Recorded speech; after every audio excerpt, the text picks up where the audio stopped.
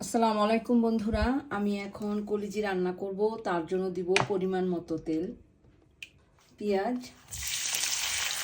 কাঁচামরিচ, সরি বন্ধুরা আমি আদা রসুনটা দিয়ে ফেলেছি, হলুদ, মরিচের গুঁড়া, মিট কারি, কাঁচা জিরা, ধনিয়া, একটু মরিচের গুঁড়া, ভাজা জিরা, গরম মশলা, টমেটো,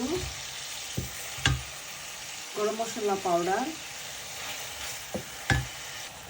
স্বাদ মতো লবণ, রসুন, আমি একটু রসুন নিলাম।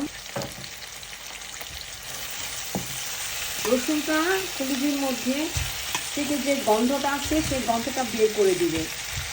একটু বেশি করে রসুন কেটে দিলে আপনার যে কলিজাটা আপনারা রান্না করবেন সেটা আর গন্ধ করবে না, ইনশাল্লাহ ভালোভাবে খেতে পারবেন এবং সবাই পছন্দ করবে।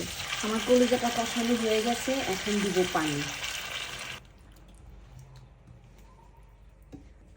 ঢেকে দিব।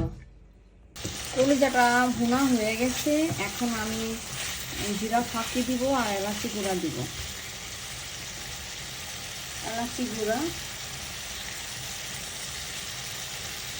ভাজা জিরা, এখন দম দিব। আমার কলিজাটা হয়ে গেছে, দেখতেই পাচ্ছেন একদম ভুনা ভুনা হয়ে গেছে। আমার সাহেবের কলিজাটা খুব পছন্দ, এই জন্য আমি সবসময় এভাবে রান্না করি। বন্ধুরা, এতটা টাইম আমার সাথে থাকার জন্য আপনাদেরকে অনেক ধন্যবাদ। আমি যেভাবে কলিজাটা ভুনা করলাম আপনারা এভাবে ভুনা করবেন, আশা করি আপনাদেরকে অনেক ভালো লাগবে।